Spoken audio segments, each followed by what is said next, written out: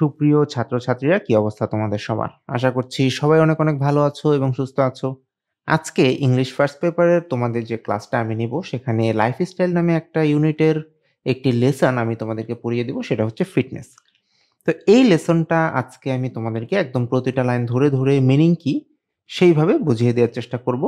তোমাদের কাজ হবে এই প্যাসেজের উপরে বেশ কিছু ভোকাবুলারি রয়েছে যেটা আমি ভিডিওর শেষ দিকে এসে দেখাবো। তো সেই ভোকাবুলারি গুলো কিন্তু অবশ্যই একটু রিভাইজ দিতে হবে বাসায়। না হলে তুমি যদি সেগুলো ভুলে যাও, তাহলে কিন্তু আ তোমার যেই স্ট্রং প্রিপারেশন সেইটা আর হবে না এবং তুমি বেশ কিছুদিন পর এই প্যাসেজটা যখন আবার পড়তে যাবে তখন তুমি চ্যালেঞ্জের সম্মুখীন হবে। ইংলিশ ফার্স্ট পেপারের প্যাসেজগুলো যে সকল ছাত্ররা আগে থেকেই খুব ভালোভাবে পড়ে ফেলে, তাদের কিন্তু পরীক্ষার হলে যেয়ে সেই প্যাসেজটা পড়ে আর সময় নষ্ট করতে হয় না। কারণ সে আগে থেকেই জানে যে এই প্যাসেজে কি বলা রয়েছে। তখন সে বরং প্রশ্নটা পড়ার দিকে বেশি মনোযোগ এবং সময় দেয়ার সুযোগটা পায়।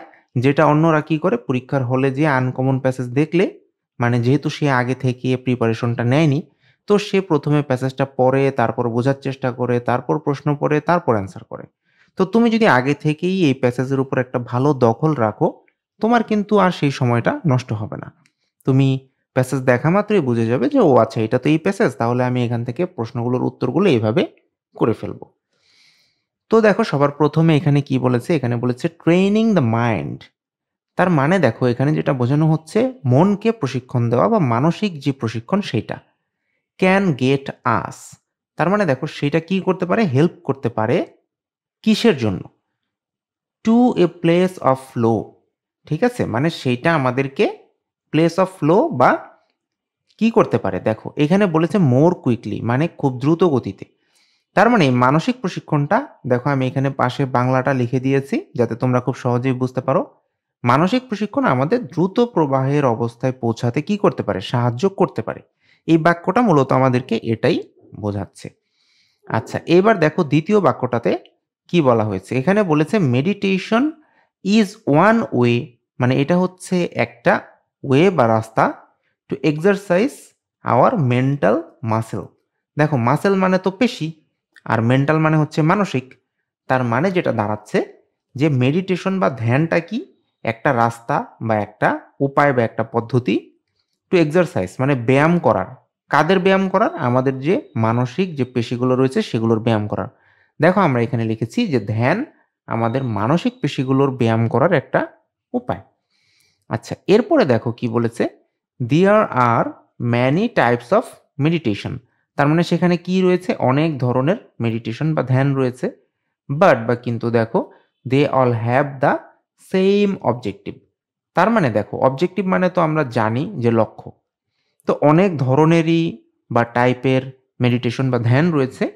কিন্তু তাদের সবারই অবজেক্টিভ বা লক্ষ্য যেটা রয়েছে সেটা কিন্তু এক। দেখো সেই লক্ষ্যগুলো কি? Coming the mind. তার মানে দেখো কামিং দ্য মাইন্ড মানে হচ্ছে মনকে শান্ত করা। Observing our thought and emotion. দেখো অবজার্ভ মানে কিন্তু কি? পর্যবেক্ষণ করা। তো কোন জিনিসটাকে পর্যবেক্ষণ করা হবে? আওয়ার থট মানে আমাদের যেই চিন্তা ভাবনা সেগুলো অ্যান্ড ইমোশন মানে আমাদের যে আবেগগুলো সেগুলো। তারপর দেখো কি বলেছে? And centering our focus. দেখো সেন্টারিং মানে কিন্তু একটা সেন্টার বা কেন্দ্রবিন্দু যেই ব্যাপারটা সেটার কথা এখানে বলা হয়েছে। অর্থাৎ আমাদের যে ফোকাস, হ্যাঁ? বা কি বলা যেতে পারে? যে মনোনিবেশটা অন এ সিঙ্গল অবজেক্ট যাতে একটা নির্দিষ্ট বিষয়ের উপরে থাকে। যখন তুমি ১৪ টা বিষয়ের উপর মনোযোগ দিবে তখন তুমি আল্টিমেটলি দেখবে এটা হচ্ছে তো ওটা হচ্ছে না। কারণ কোনো একটা নির্দিষ্ট বিষয়ে তোমার মনোযোগটা তখন থাকছে না। দেখো আমরা এখানে পাশে মিনিংটা কিন্তু লিখেছি যে ধ্যানের অনেক ধরন রয়েছে। তবে সেগুলোর প্রত্যেকেরই একটি অভিন্ন লক্ষ্য রয়েছে। মনকে শান্ত করা, আমাদের চিন্তা এবং আবেগগুলো পর্যবেক্ষণ করা এবং একটি নির্দিষ্ট বিষয়ের বা জিনিসের উপর আমাদের মনোনিবেশ করা।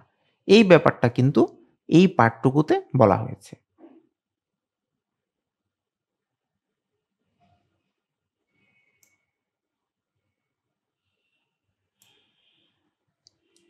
আচ্ছা, এরপরের পার্টটুকুতে দেখো কি বলেছে? The basic practice. দেখো বেসিক মানে কিন্তু একদম মৌলিক বা মূল যে প্র্যাকটিস বা চর্চাটা রয়েছে ইনভলভস। অর্থাৎ এর মধ্যে কি রয়েছে সেটা এখানে বলা হয়েছে। বলেছে sitting with a straight back মানে কি করতে হবে? একদম পিঠ সোজা করে বসতে হবে। ঠিক আছে? And focusing on your breath. তাহলে কোথায় ফোকাস করতে হবে? দেখো ব্রেথ বা নিঃশ্বাসের উপর কি করতে হবে? মনোযোগটাকে কেন্দ্রীভূত করতে হবে। দেখো আমরা এখানে লিখেছি যে মূল অনুশীলনটি পিঠ সোজা করে বসে নিঃশ্বাসের ওপর মনোযোগ কেন্দ্রীভূত করার মাধ্যমেই শুরু হয়। এরপর দেখো কি বলছে, এনিওয়ান ক্যান ডু ইট, মানে যে কেউই এটা করতে পারে। অ্যান্ড ইউ ফিল, মানে তুমি অনুভব করবে এ ডিফারেন্স। কি অনুভব করবে? একটা পার্থক্য অনুভব করবে আফটার জাস্ট ওয়ান সেশন। তার মানে তুমি একবার যদি মেডিটেশন করো তাহলে কি হবে? তুমি পার্থক্যটা অনুভব করতে পারবে। দেখো আমরা এখানে কি বলেছি, যে কেউ এটি করতে পারে এবং মাত্র একবারের অনুশীলনেই পার্থক্যটা অনুভব করবে। আচ্ছা, এরপর দেখো কি বলছে, বাই ফিক্সিং ইওর অ্যাটেনশন। দেখো ফিক্স মানে কিন্তু নির্দিষ্ট করে ফেলা, আর অ্যাটেনশন মানে হচ্ছে মনোযোগ। তো এখানে মিনিংটা যেটা দাঁড়াচ্ছে যে তোমার যে মনোযোগ রয়েছে সেটাকে ফিক্স করার মাধ্যমে কিসের প্রতি? দেখো on the air moving in and out. তার মানে দেখো ব্যাপারটা যেটা দাঁড়াচ্ছে যে তোমার যেই অ্যাটেনশন বা মনোযোগটা সেটাকে যদি তুমি ফিক্স করতে পারো, ঠিক আছে, বেশ কিছু জিনিসের প্রতি, এটাই এখানে বলা হয়েছে। আর তারপর যেখানে আমি দেখতে পাচ্ছি যে বলেছে you can slow the torrent of thoughts. দেখো এখানে স্লো করে দেওয়ার যে ব্যাপারটা সেটা কিন্তু এখানে বোঝানো হয়েছে যে তোমার যে চিন্তার যে স্রোতটা রয়েছে, টরেন্ট দিয়ে এখানে বোঝানো হয়েছে স্রোতের কথা। তো সেটাকে যদি তুমি স্লো করে দিতে পারো অ্যান্ড ক্লিয়ার ইওর মেন্টাল হরাইজনস, তার মানে এবং তুমি যদি তোমার যে মানসিক পরিসরটা রয়েছে, হ্যাঁ, বা মানসিক দিগন্তটা রয়েছে সেটাকে যদি তুমি কি করতে পারো? ক্লিয়ার করতে পারো, তাহলেই কিন্তু তোমার যে টার্গেটটা সেটা অ্যাচিভ হবে। দেখো এখানে আমরা বলেছি যে তোমার নাক দিয়ে ভেতরে ও বাইরে প্রবাহমান যে বাতাস, সেই বাতাসের দিকে যদি তুমি মনোযোগটা নিবিষ্ট করতে পারো, করে তুমি চিন্তার স্রোতকে যদি ধীর করে দিতে পারো এবং মানসিক পরিসরকে পরিষ্কার করতে পারো, ব্যাপারটা হচ্ছে এরকম। এরপর দেখো কি বলছে, ইফ বা যদি we want to get better, মানে যদি আমরা কি দক্ষ হতে চাই, at reaching a state of flow. তার মানে কি? দেখো এখানে স্টেট অফ ফ্লো মানে হচ্ছে প্রবাহের যে অবস্থা সেটাকে বোঝানো হয়েছে। তো যদি আমরা এই প্রবাহের অবস্থায় পৌঁছাতে আরও দক্ষ হতে চাই, মেডিটেশন বা ধ্যান ইজ অ্যান এক্সিলেন্ট অ্যান্টিডোট। দেখো অ্যান্টিডোট মানে কিন্তু প্রতিষেধক, আর এক্সিলেন্ট মানে আমরা সবাই জানি যে চমৎকার। তার মানে মেডিটেশন বা ধ্যান একটা চমৎকার প্রতিষেধক হতে পারে টু আওয়ার স্মার্টফোনস, মানে কিসের প্রতি? আমাদের যেই স্মার্টফোনগুলো রয়েছে সেগুলো, and their notifications constantly clamoring for our attention. তাহলে দেখো এটা দিয়ে আলটিমেটলি কি বোঝানো হলো, যে আমরা যদি প্রবাহের একটি অবস্থায় পৌঁছাতে আরও দক্ষ হতে চাই, তাহলে ধ্যানটা কি? ধ্যানটা হলো আমাদের স্মার্টফোন এবং এদের যে অনবরত বা কনস্ট্যান্টলি যেই ক্ল্যামোরিং বা উচ্চ স্বরে বেজে ওঠা যে নোটিফিকেশনগুলো আছে, হ্যাঁ, তো এই নোটিফিকেশনগুলোর জন্য এটা চমৎকার একটা প্রতিষেধক। ব্যাপারটা হচ্ছে এরকম। আচ্ছা, তো এইবার আসো আমরা একটু নিচের দিকে চলে আসি। দেখি এখানে কি বলেছে। এখানে বলছে যে one of the most common mistakes. দেখো কমন মিস্টেক মানে তো সাধারণ যে ভুল, অ্যামং পিপল, তার মানে মানুষদের মধ্যে, স্টার্টিং টু মেডিটেট। তার মানে দেখো ব্যাপারটা হচ্ছে ধ্যানটা শিখতে গিয়ে অনেকেই যেই সাধারণ ভুলটি করে সেটা নিয়েই এখানে কিন্তু কথা বলা হচ্ছে। সেটা কি? সেটা হচ্ছে is worrying about doing it right. অর্থাৎ তারা দুশ্চিন্তা করতে থাকে যে তাদের ধ্যানটা সঠিকভাবে হচ্ছে কিনা। এখন তুমি ধ্যান করতে যেয়ে যদি এটা চিন্তা করো যে তোমার ধ্যানটা সঠিকভাবে হচ্ছে কিনা, সেক্ষেত্রে তো অবশ্যই তোমার মনোযোগটা নষ্ট হয়ে যাবে, তাই না? তারপর দেখো কি বলেছে, অ্যাচিভিং অ্যাবসলিউট মেন্টাল সাইলেন্স। তারা চিন্তা করে যে কখন তারা তাদের যে মেন্টাল বা মানসিক যে নীরবতা সেটা কখন অর্জন করতে পারবে। আর রিচিং নির্বাণা, মানে নির্বাণে পৌঁছানোর ক্ষেত্রে তারা দুশ্চিন্তা করতে থাকে। তো ব্যাপারটা হচ্ছে মূলত এই। এরপর দেখো কি বলেছে যে দ্য মোস্ট ইম্পর্ট্যান্ট, মানে সব থেকে গুরুত্বপূর্ণ থিং বা বিষয় যেটা, is to focus on the journey. তার মানে দেখো সব থেকে গুরুত্বপূর্ণ যে ব্যাপারটা সেটা হচ্ছে যাত্রার দিকে মনোযোগ রাখা। Since the mind is a constant swirl of thought. দেখো সুইল্ড মানে কিন্তু আমরা জানি যে ঘূর্ণি। তো এখানে বোঝানো হচ্ছে যে যেহেতু মাইন্ড বা মন এটা কি? এটা হচ্ছে চিন্তার একটা ঘূর্ণিপাক বলা যেতে পারে। আইডিয়া সেটাও বলা যেতে পারে। ইমোশন মানে তো আবেগ আমরা জানি। তারপর বলেছে slowing down the centrifuge even for just a few seconds. এমনকি অল্প কয়েক সেকেন্ডের জন্য can help us feel more rested, মানে আমাদেরকে কি করতে পারে? আরও বেশি বিশ্রামপ্রাপ্ত মনে করতে পারে বা মনে করতে সাহায্য করতে পারে। And live us with a sense of clarity. দেখো এ সেন্স অফ ক্ল্যারিটি মানে তো এখানে বোঝানো হচ্ছে যে স্পষ্টতা। হ্যাঁ, সেটাই। তো এই সেন্টেন্সটা একটু বড় হলেও আমাদেরকে কিন্তু গুছিয়ে বোঝার চেষ্টা করতে হবে যে আল্টিমেটলি বাক্যটা দিয়ে আমাদেরকে কি বোঝানো হচ্ছে। দেখো আমরা এখানে বলেছি যে মন হচ্ছে চিন্তা, ধারণা এবং আবেগের এক নিত্য ঘূর্ণিঝড় বা ঘূর্ণিপাক। আর এই কেন্দ্রাপসারণকে কয়েক সেকেন্ডের জন্য ধীর করে দেওয়া আমাদেরকে অনেক বেশি বিশ্রামপ্রাপ্ত মনে করতে সাহায্য করতে পারে এবং স্পষ্টতার অনুভূতি এনে দিতে পারে। তো এটা দিয়ে আসলে মেডিটেশন বা ধ্যানের একটা সুবিধাই বোঝানো হলো মূলত। তো আমরা এখন দেখব এর পরের অংশটাতে কি বলা হয়েছে।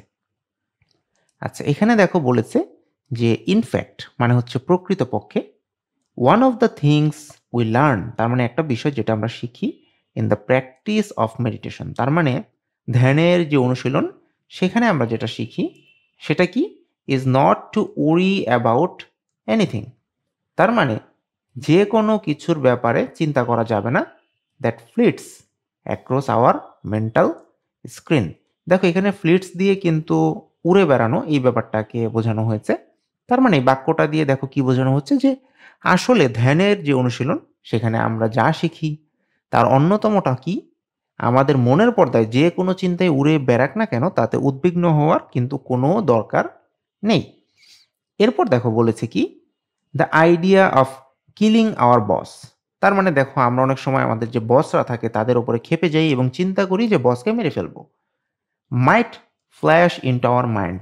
তার মানে এই ব্যাপারটা আমাদের মনে আসতে পারে। বাট উই সিম্পলি, কিন্তু আমরা খুব স্বভাবতই level it as a thought. আমরা এটাকে একটা নিছক চিন্তা হিসেবেই কি করি? চিন্তা করি। And let it pass like a cloud. অর্থাৎ একটা মেঘ যেমন দেখবে হঠাৎ আসে তারপর আবার পাস হয়ে যায় বা চলে যায়, এই চিন্তাটাকেও আমরা কিন্তু ওইভাবেই নেই যে উইদাউট জাজিং অর রিজেক্টিং ইট।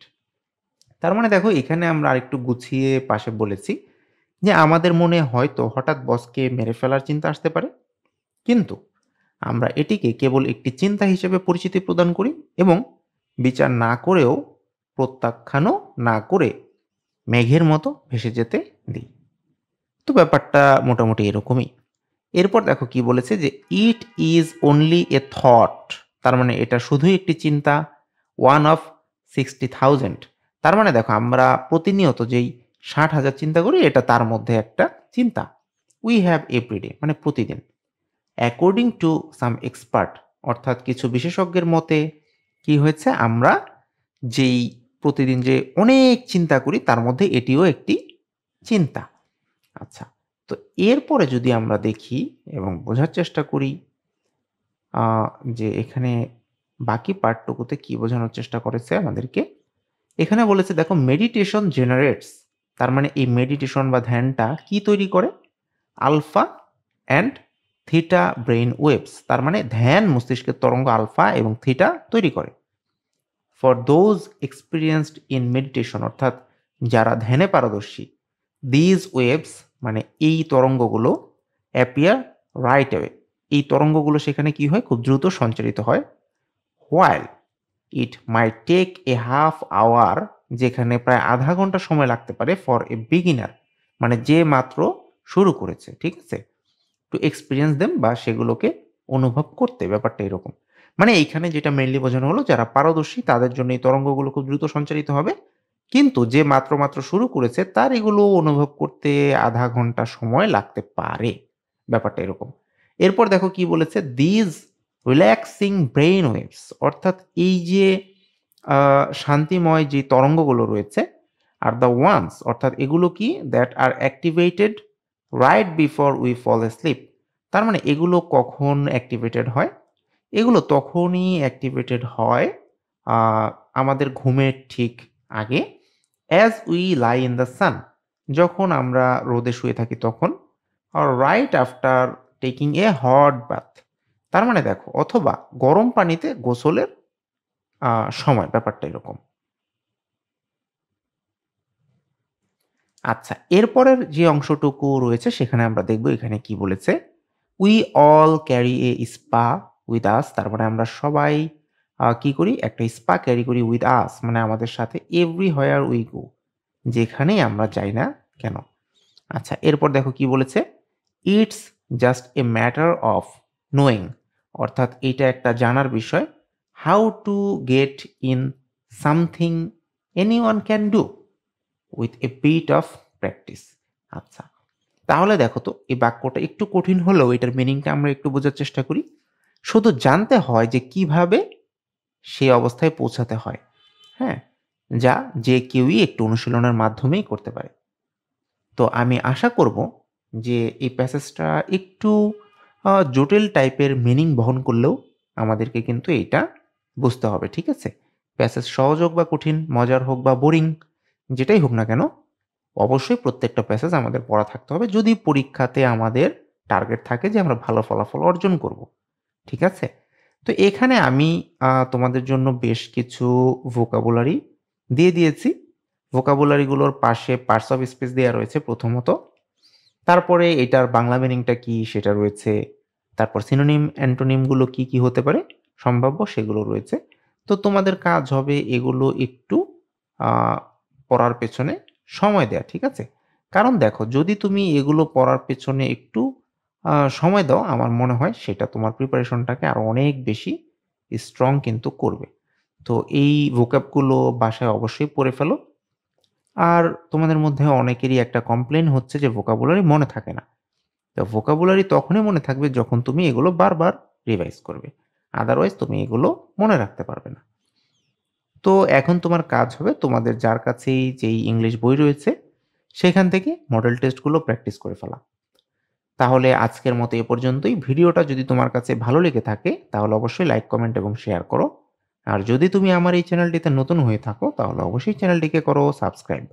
তাহলে কথা হচ্ছে নতুন কোনো ভিডিওতে। ততক্ষণ পর্যন্ত আল্লাহ হাফেজ।